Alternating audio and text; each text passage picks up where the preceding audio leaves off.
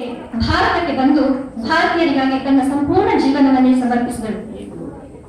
ಸ್ವಾಮೀಜಿ ಆಕೆಗೆ ಬ್ರಹ್ಮಚರ್ಯ ದೀಕ್ಷೆ ಇತ್ತು ನಿವೇದಿತಾ ಎಂಬ ಹೆಸರನ್ನು ಕೊಟ್ಟರು. ತನ್ನ ಜೀವನವನ್ನು ಭಾರತದಲ್ಲಿ ಕೆಲಸ ಮಾಡುವುದಕ್ಕೆ ಮುಡಿಪಾಗಿದ್ದ ನಿವೇದಿತಾ ಸಾಮಾನ್ಯ ಭಾರತೀಯರೊಂದಿಗೆ ಒಬ್ಬಳಾಗಿ ಬೆಳೆದು ಬಾಳಿದಳು. ಇಲ್ಲಿಯ ಜನರ ದೈನಂದಿನ ಜೀವನದ ಎಲ್ಲ ಕ್ಲಿಷ್ಟಕರ ಸಂದರ್ಭಗಳಲ್ಲಿ ಜೊತೆಗಿದ್ದು ಅಕ್ಕನಾಗಿ ಅಮ್ಮನಾಗಿ ಆಕೆ ವಹಿಸಿದ ಪಾತ್ರ ಚರಿತ್ರೆಯಲ್ಲಿ ಚಿರಸ್ಥಾಯಿಯಾಗಿ ಉಳಿಯುವಂಥದ್ದು. ಕೆಲವು ಸಣ್ಣ ಸಣ್ಣ ಆದರೆ ವಿಶೇಷವೆನಿಸುವಂತ ಘಟನೆಗಳನ್ನು ಆಯ್ದುಕೊಂಡು ಅದನ್ನು ರಂಗದ ಮೇಲೆ ಇಂದು ಪ್ರಸ್ತುತಪಡಿಸುವ ಪ್ರಯತ್ನವನ್ನು ಮಾಡುತ್ತಿದ್ದೇವೆ.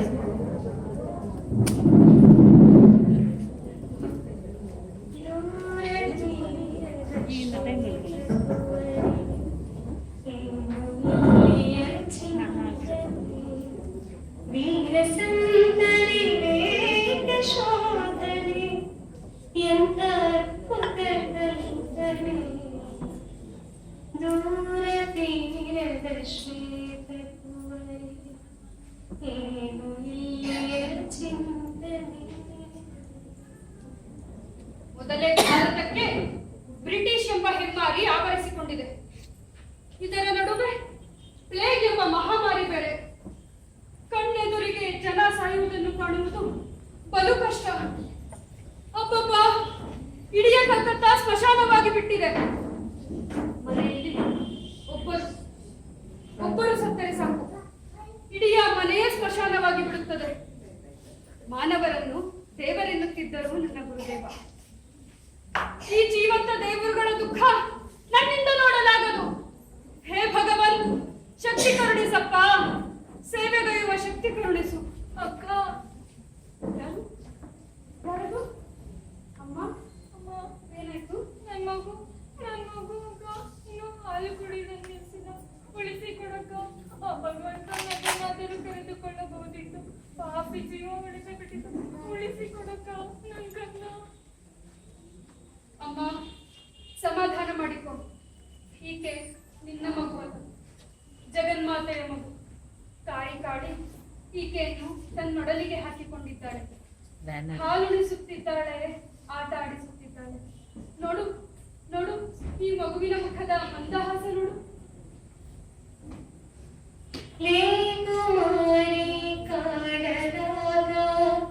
ಅಕ್ಕ ಅಕ್ಷಣ ಹಾಜರಿ ದುಃಖದ ಕೈನ ಬರಸಿ ಲೋಕ ಕಾದಳು ಭಾರತವನ್ನು ಈ ರೋಗದಿಂದ ಮುಕ್ತಗೊಳಿಸಬೇಕು. ಬರಿಯ ಪ್ಲೇಗ್ ಅಲ್ಲ, ಈ ದೇಶವನ್ನು ಕಿತ್ತು ತಿನ್ನುವ ರೋಗಗಳು ಇನ್ನೂ ಬೇಕಾದಷ್ಟಿವೆ. ಇಡೀ ಭಾರತ ಸ್ವಾಭಿಮಾನ ಶೂನ್ಯವಾಗಿ ಬಿಟ್ಟಿದೆ. ಒಂದು ಕಾಲದಲ್ಲಿ ಇಡೀ ಜಗತ್ತನ್ನು ತನ್ನ ಜ್ಞಾನದಿಂದ ಆಳಿದ ಭಾರತ ಇಂದು ದಾಸ್ಯದ ನರಕದಲ್ಲಿದೆ. ಬ್ರಿಟಿಷರ ಪದತಲದಲ್ಲಿ ನರಳುತ್ತಿದೆ. ಆ ನರಳುವಿಕೆಯನ್ನು ಆನಂದಿಸುತ್ತಿದೆ. ಗುರು ಮಹಾರಾಜರು ಹೇಳ್ತಿದ್ರಲ್ವಾ, ಒಣಗಿದ ಎಲುಬನ್ನು ತಿನ್ನವ ನಾಯಿ ತನ್ನ ಸಡಿನ ರಕ್ತವನ್ನೇ ಆನಂದಿಸುತ್ತದೆ. ಭಾರತೀಯರು ಹಾಗೆಯೇ ಆಗಿಬಿಟ್ಟಿದ್ದಾರೆ. ಹಾ, ಶಾಲೆಗೆ ಸಮಯ ಆಯಿತು.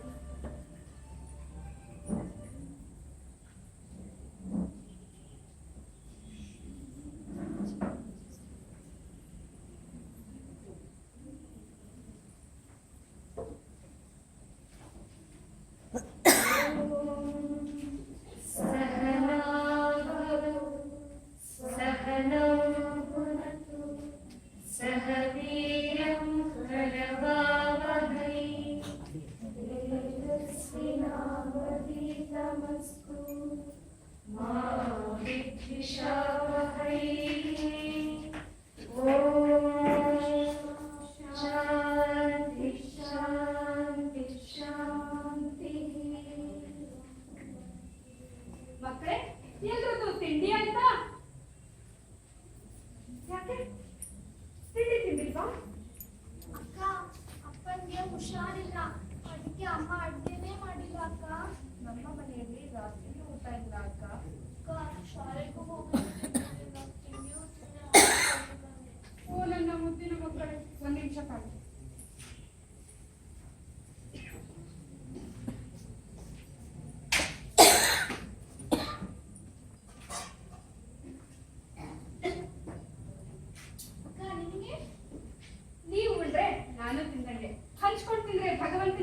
ಪ್ರೀತಿ ಅಂತ ಹೇಳ್ತಾರೆ ಅಲ್ವಾ?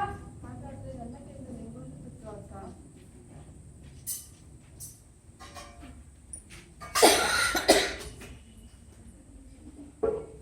ಸರಿ ಸರಿ, ಈಗ ಪಾಠ ಹೇಳಿ. ಭಾರತದ ರಾಣಿ ಯಾರು? ನಂಗೊತ್ತು. ನಂಗೊತ್ತು. ಸರಿ, ನೀ ಹೇಳು. ರಾಣಿ ವಿಕ್ಟೋರಿಯಾ, ಅವಳೇ ಭಾರತದ ರಾಣಿ ಅಕ್ಕ. ಅಯ್ಯೋ, ತಪ್ಪು ತಪ್ಪು. ಆಕೆ ಹೇಗೆ ಆದಳು ಭಾರತದ ರಾಣಿ?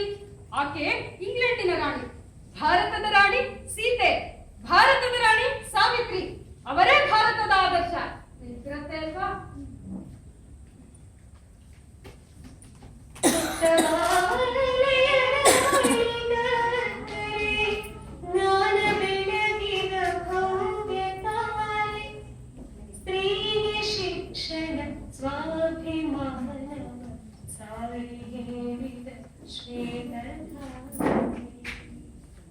ಇಂಗ್ಲಿಷ್ ಕಲಿಯುವ ಹುಚ್ಚು ಇಲ್ಲಿನವರೆಗೆ. ಮಕ್ಕಳು ಪರಕೀಯ ಭಾಷೆಯಲ್ಲಿ ಮಾತನಾಡಿದರೆ ಆನಂದವೋ ಆನಂದ. ಹೇಳಿ, ಮಾತೃಭಾಷೆ ಅಲ್ಲದೆ ಅನ್ಯ ಭಾಷೆಯಲ್ಲಿ ಈ ದೇಶದ ವೈಶಿಷ್ಟ್ಯವನ್ನು ಅರಿಯಲು ಸಾಧ್ಯವೇ? ನಮ್ಮ ಹೆಣ್ಣು ಮಕ್ಕಳ ಮನಸ್ಸು ವಿಕಸನಗೊಳ್ಳುವುದಕ್ಕೆ ಮೊದಲೇ ಅದನ್ನು ಪರಕೀಯರಿಗೆ ಮಾಡಿಬಿಡುವುದು ಅದೆಷ್ಟು ಸರಿ? ಭಾರತದಲ್ಲಿ ಬುದ್ಧಿವಂತರೆನಿಸಿಕೊಂಡವರೆಲ್ಲ ಹೀಗೆ ಬ್ರಿಟಿಷರ ಹೊಗಳು ಭಟ್ಟರಾಗಿ ಬಿಟ್ಟಿದ್ದಾರೆ. ಭಾರತದ ಮೇಲೆ, ಭಾರತೀಯ ಜನರ ಮೇಲೆ ಎಳ್ಳಷ್ಟು ಗೌರವವಿಲ್ಲ. ಭಾರತವನ್ನು ತೆಗಳಿ ಆಂಗ್ಲರನ್ನು ಹೊಗಳಿ ತಮ್ಮ ಸ್ಥಾನವನ್ನು ಭದ್ರಪಡಿಸಿಕೊಳ್ಳುವ ತವಕ ಇವರದ್ದು. ನನ್ನ ಗುರುದೇವ ಭಾರತ ಎನ್ನುವಾಗ ಆಹಾ ಆಹಾ ಅದರಿಂದ ಸುರಿಯುತ್ತಿದ್ದ ರಸ, ಓಹೋ, ಅದನ್ನು ಕೇಳಿಯೇ ನಾನು ನನ್ನ ದೇಶವನ್ನೇ ಬಿಟ್ಟು ಓಡಿ ಬಂದು ಬಿಟ್ಟೆ.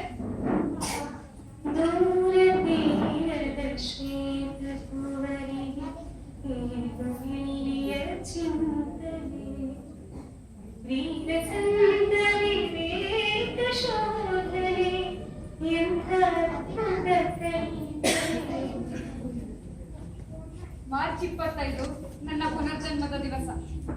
ಅಂದು ಸ್ವಾಮೀಜಿ ನನಗೆ ದೀಕ್ಷೆಯನ್ನು ಕೊಟ್ಟು ನಿವೇದಿತ ಎಂದು ನಾಮಕರಣ ಮಾಡಿದರು. ನಿವೇದಿತ, ಅದೆಷ್ಟು ಸುಂದರವಾದ ಹೆಸರು. ಅದನ್ನು ಅರ್ಥಪೂರ್ಣಗೊಳಿಸುವಂತೆ ನನ್ನ ಕೈಗೆ ಹೂಗಳನ್ನಿಟ್ಟು ಭಗವಾನ್ ಬುದ್ಧನ ಪಾದಕ್ಕೆ ಅರ್ಪಿಸುವಂತೆ ಹೇಳಿದರು. ಅವನು ಬುದ್ಧತ್ವವನ್ನು ಪಡೆಯುವುದಕ್ಕೆ ಮುನ್ನ ಇತರರಿಗಾಗಿ 500 ಬಾರಿ ಜನ್ಮವೆತ್ತಿ ಪ್ರಾಣಾರ್ಪಣೆ ಮಾಡಿದ್ದಾನೆ ಎಂದರು. ನನಗೆ ಸ್ಪಷ್ಟವಾಗಿತ್ತು, ಈ ಬದುಕು ಇತರರಿಗಾಗಿಯೇ ಈ ಬದುಕು ಎಂದು ನಾನು ನಿಶ್ಚಯಿಸಿ ಬಿಟ್ಟಿದ್ದೆ. ಈ ಜನ್ಮದ ಸಾಧನೆ ಏನಿದ್ದರೂ ಪರರ ಸೇವೆ ಮಾತ್ರವೇ. ನನ್ನ ನಿರ್ಧಾರ ಅಚಲವಾಗಿತ್ತು. ಈ ನಿರ್ಧಾರದ ಸಾಕಾರಕ್ಕೆ ನಿವೇದಿತಾ ಇನ್ನೂ ಹೆಚ್ಚಿನ ತಪಸ್ಸು ಮಾಡಬೇಕಿತ್ತು. ಹಳೆಯ ಸಂಸ್ಕಾರಗಳನ್ನು ನಾಶ ಮಾಡಿ ಭಾರತದೊಂದಿಗೆ ಏಕರಸವಾಗಬೇಕಿತ್ತು.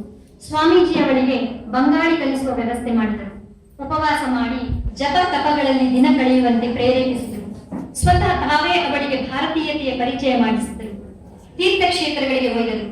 ಶಾರದಾ ಮಾತೆಯವರು ನಿವೇದಿತಾಳನ್ನು ಸ್ವೀಕಾರ ಮಾಡಿದ ಮೇಲಂತೂ ಆಕೆ ಅಕ್ಷರಶಃ ಭಾರತದ ಮಗಳಾಗಿ ಬಿಟ್ಟಳು. ನಾನೀಗ ಸಂಪೂರ್ಣವಾಗಿ ಭಾರತೀಯಳಾಗಿದ್ದೇನೆ. ಇಲ್ಲಿಯ ಜನರ ನೋವು ನನ್ನ ನೋವು, ಇವರ ಆನಂದ ನನ್ನ ಆನಂದ. ಇದಕ್ಕಾಗಿಯೇ ಕಾಯುತ್ತಿದ್ದವರಂತೆ ನನ್ನ ಗುರುದೇವ ತಾವು ಹೊತ್ತಿದ್ದ ಭಾರದ ಧೂಳಿನ ಕಣವೊಂದನ್ನು ನನ್ನ ಹೆಗಲ ಮೇಲೆ ಹೊರಿಸಿದ್ದಾರೆ. 1902 ಜುಲೈ 4ರಂದು ನನ್ನ ಗುರುದೇವ ದೇಹತ್ಯಾಗ ಮಾಡಿ ಹೊರಟೇ ಬಿಟ್ಟರು. ಅದು ನನ್ನ ಜೀವನದ ಅತ್ಯಂತ ಕರಾಳ ದಿನ. ಅವರು ಹೊತ್ತಿದ್ದ ಈ ಶಾಲು ಚಿತೆಗೆ ಬೆಂಕಿ ಹೊತ್ತ ಕೆಲವೇ ಕ್ಷಣಗಳಲ್ಲಿ ನನ್ನ ಮಡಿಲಿಗೆ ಬಂದು ಬಿತ್ತು. ನನ್ನನ್ನು ಬಿಡಲಿಲ್ಲ ನನ್ನ ಗುರುದೇವ, ನಿಜಕ್ಕೂ ನನ್ನನ್ನು ಬಿಡಲಿಲ್ಲ. ಸಾವಿನವರೆಗೂ ನಿನ್ನ ಜೊತೆಗಿರುತ್ತೇನೆಂದು ಮಾತು ಕೊಟ್ಟಿದ್ದರು. ಈ ರೂಪದಲ್ಲಿ ಇಂದಿಗೂ ನನ್ನೊಡನಿದ್ದಾರೆ ನನ್ನ ಗುರುದೇವ. ಗುರುದೇವ ಗುರುದೇವ. ಏನಾಯ್ತು? ಯಾಕೆಷ್ಟು ಗಾಬರಿ? ಬಂಗಾಳ ವಿಭಜನೆ ದಿನ ಅಕ್ಕ ಇವತ್ತು. ಎಲ್ಲೆಲ್ಲಿಯೂ ಪೊಲೀಸರು ಕಂಡವರನ್ನೆಲ್ಲ ಹೊಡೆದು ಮಾಡುತ್ತಿದ್ದಾರೆ. ಏನ್ ಮಾಡೋದಕ್ಕ ಈಗ? ಇನ್ನೇನು ಜಾಗೃತಿ. ಜನರನ್ನು ಜಾಗೃತಗೊಳಿಸುವುದೊಂದೇ ಮಾರ್ಗ. ನಡೀರಿ ಹೋಗೋಣ.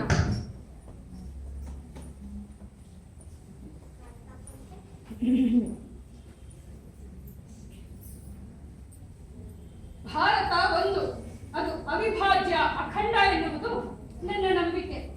ವೇದೋಪನಿಷತ್ತುಗಳಲ್ಲಿ, ಧರ್ಮ ಚಕ್ರಾಧಿಪತ್ಯದ ಉಗಮದಲ್ಲಿ, ವಿದ್ವಾಂಸರ ಅಧ್ಯಯನದಲ್ಲಿ, ಸಂತರ ಧ್ಯಾನದಲ್ಲಿ ಪ್ರಕಟಗೊಂಡ ಯಾವ ಶಕ್ತಿ ಇದೆಯೋ ಅದಿದ್ದು ನಮ್ಮೆಲ್ಲರ ನಡುವೆ ಜನ್ಮ ತಾಳಿದೆ.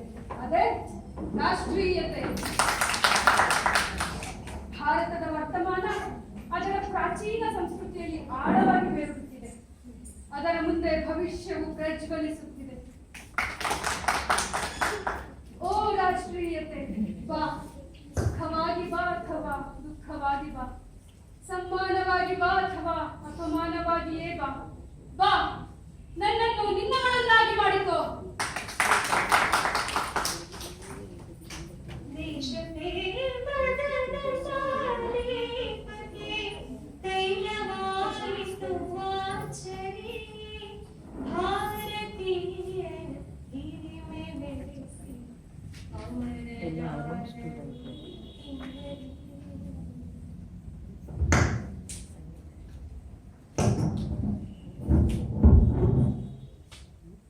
ನಿವೇದಿತಾ ಚಟುವಟಿಕೆಗಳು ಈಗ ತೀವ್ರವಾಯಿತು. ಬರಹ, ಭಾಷಣ, ಸೇವೆ, ಓಡಾಟ ಎಲ್ಲವೂ ಸಮಸ್ಯೆ. ಒಮ್ಮೆ ನಾರಿಯರನ್ನು ಉದ್ದೇಶಿಸಿ ಮಾತನಾಡಿದರೆ ಮತ್ತೊಮ್ಮೆ ತರುಣರ ನಡುವೆ ಆಕೆಯ ಪ್ರೇರಣೆಯ ಪ್ರವಾಹ. ಆಕೆಯ ಪ್ರತಿ ಮಾತಿನ ಹಿಂದೆ ಭಾರತೀಯತೆ ಅಖಂಡವಾಗಿ ವ್ಯಕ್ತವಾಗುತ್ತಿತ್ತು.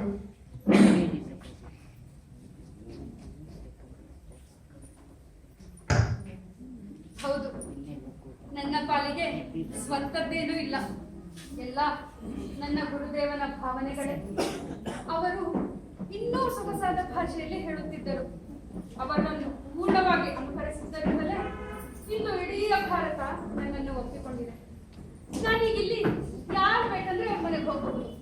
ಅವರು ನನ್ನನ್ನು ಆಧರಿಸ್ತಾರೆ, ಮನೆಯೊಳಗೆ ಕರೆದು ಕೂರಿಸ್ತಾರೆ, ಊಟ ತಿಂಡಿ ಕೊಟ್ಟು ಸಲಹುತ್ತಾರೆ. ಹಾ, ನಾನಿವತ್ತು ಒಬ್ಬರನ್ನ ಭೇಟಿಯಾಗಬೇಕು, ಮಾತಾಡಿಸ್ಕೊಂಡು ಬರ್ತೀನಿ. ಅಮ್ಮ, ಅಮ್ಮ, ನಾನು ಗೊತ್ತಮ್ಮ, ನೀನು ನಿವೇದಿತಾ. ನಿಮಗೆ ಗೊತ್ತು? ಏನಮ್ಮ, ನಮ್ಮ ಕೇರಿಯಲ್ಲಿ ಏನ್ ರೋಗ ಬಂದಾಗ ಎಷ್ಟೊಂದು ಸೇವೆ ಮಾಡಿದ್ದೀಯ. ನನ್ನ ಮಗುವಿಗೆ ನಾನು ತಾಯಿ, ಆದರೆ ನೀನು ಜೀವ ಉಳಿಸಿದ ದೇವತೆ. ಬಾರಮ್ಮ, ಬಾ, ಊಟ ಮಾಡು. ನನ್ನ ಊಟ ಆಯ್ತು ಅಮ್ಮ.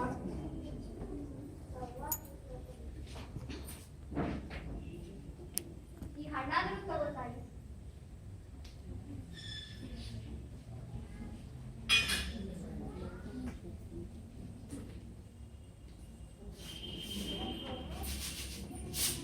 ಅದೇ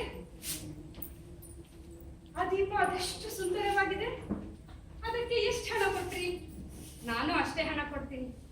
ಆ ದೀಪ ನನಗೆ ಕೊಡ್ತೀರಾ? ಇಲ್ಲ ತಾಯಿ, ನಾನು ಅದನ್ನು ಮಾರಲಾರೆ. ಅಮ್ಮ, ಅದರ 2ರಷ್ಟು ಹಣ ಕೊಡ್ತೀನಿ. ಆ ದೀಪ ನನಗೆ ಕೊಡ್ತೀರಾ? ಇಲ್ಲ ತಾಯಿ, ನಾನು ಅದನ್ನು ಮಾರಲಾರೆ. ಅಮ್ಮ, 4 ಪಟ್ಟು 8 ಪಟ್ಟು ಹಣ ಕೊಡ್ತೀನಿ. ಅದು ನನಗೆ ಬಹಳವಾಗಿ ಹಿಡಿಸಿದೆ. ಕೊಡಲಾರೆ ಏನವ್ವ? ಅದನ್ನು ಕೊಡಲಾರೆ ಎಂದೆ, ಆದರೆ ಅದನ್ನು ನಿನಗೆ ಮಾರಲಾರೆ ಎಂದೆ, ಆದರೆ ನಿನಗೆ ಅದನ್ನು ಕೊಡಲಿಲ್ಲ ಎಂದು ಹೇಳಲಿಲ್ಲವಲ್ಲ.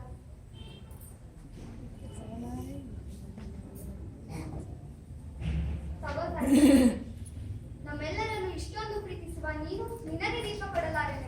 ನಮ್ಮ ನೆನಪಾಗಿ ಈ ದೀಪ ನಿನ್ನೊಂದಿಗಿರಲಿ. ಹೇ ಭಾರತವೇ, ನೀನೆಷ್ಟು ಕರುಣಾಮಯಿ. ನಿನ್ನ ರಕ್ತದ ಕಣಕಣವು ಇತರರಿಗಾಗಿ ಪ್ರೇಮದಿಂದಲೇ ಮಿಡಿಯುತ್ತದೆ. ಇಂತಹ ಭಾರತವಾಸಿಗಳ ಸೇವೆಯ ಭಾಗ್ಯ ದೊರಕಿದ್ದು ನನ್ನ ಪುಣ್ಯ. ಮತ್ತೆ ಮತ್ತೆ ಜನ್ಮವೆತ್ತಿದರೂ ಸರಿಯೇ ಭಾರತವಾಸಿಗಳ ಸೇವೆಗಾಗಿಯೇ ನನ್ನ ಜೀವನ ಮುಡಿಪಾಗಿರುತ್ತೇನೆ. ಧನ್ಯಳಾದೆ ನಮ್ಮ, ಧನ್ಯಳಾದೆ. ಹಿಂದೂ ಸಂಸ್ಕೃತಿಯ ಒಳಗುಸಿರು ಭರತ ಖಂಡಕ್ಕೆ ಸೋದರಿ ದೀನದಲಿತರ ನೋಡುವ ಪರಿ ಎನಿತು ಕಾರ್ಯದ ವೈಖರಿ.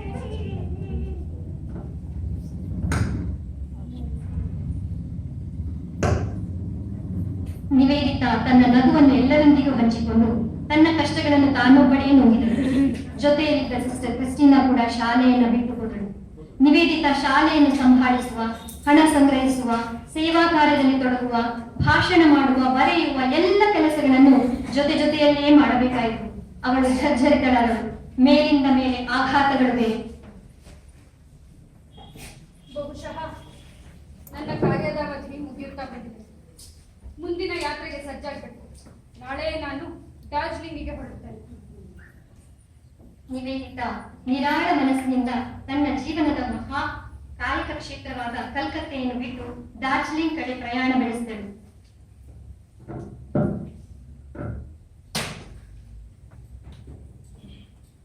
ಮಗು ನಿವೇದಿತಾ, ಕಂದ, ಎಷ್ಟೆಲ್ಲ ದಣಿದು ಬಿಟ್ಟೆಯಮ್ಮ. ನಿನ್ನ ತೋಳುಗಳ ಶಕ್ತಿಯನ್ನೆಲ್ಲ ನನ್ನ ದೇಶಕ್ಕಾಗಿ ಬಸಿದು ಬಿಟ್ಟೆಯಮ್ಮ. ನಿನ್ನನ್ನು ಮೊದಲು ನೋಡಿದಾಗಲೇ ವಿದೇಶಿ ಪೋಷಾಕಿನ ಸರಸ್ವತಿ ಎಂದೆನಿಸಿತು. ನಿನ್ನನ್ನು ಸಾಕಷ್ಟು ಪರೀಕ್ಷಿಸಿಯೇ ನನ್ನ ದೇಶಕ್ಕೆ ಕರೆದುಕೊಂಡು ಬಂದೆ. ನೀನು ಇಲ್ಲಿಯೇ ಜನರೊಡನೆ ಇಲ್ಲಿಯವಳಾಗಿ ಬೆಳೆಯುವುದನ್ನು ಕಂಡಾಗ ನನ್ನ ಹೃದಯ ತುಂಬಿ ಬಂದಿತು.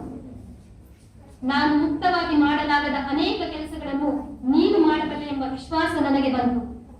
ಆ ವಿಶ್ವಾಸದೊಂದಿಗೆ ನಾನು ದೇಹ ತ್ಯಾಗ ಮಾಡಿದ್ದೆ. ನನ್ನೆಲ್ಲ ಭರವಸೆಗಳನ್ನು ಈಡೇರಿಸಿದೆ ಮಗು. ನಿನ್ನ ದೇಹ ಈಗ ಸಾಕಷ್ಟು ದಣಿದಿದೆ. ಬಾ, ಬಂದು ಬಿಡು. ರಾಮಕೃಷ್ಣರ ಲೋಕದಲ್ಲಿ ಆನಂದದಿಂದ ಕಾಲ ಕಳೆಯುವಂತೆ. ಬಾ ಬಾ ಮಗು.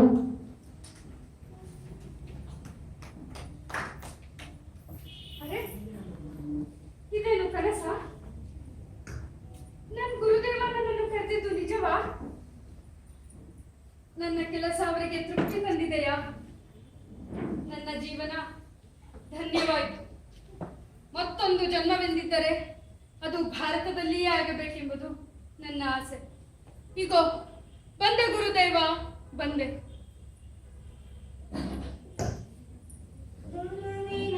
ತುಳುವಿನವನತಿಯಂತೆ ನಡೆದ ಪುಣ್ಯ ಜೀವಿಗೆ ವಂದನೆ.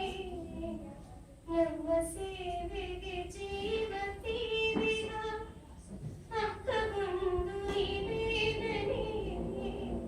ಭಾರತೀಯರ ಸುತಾಯಿ ಬೆಳೆದ ನಿಂದೆಯ ಸಾಧನೆ. ಆಗದಿಂದ ಶೀಘ್ರವೀರ ಭವ್ಯ ಭಾರತ ಕಲ್ಪನೆ.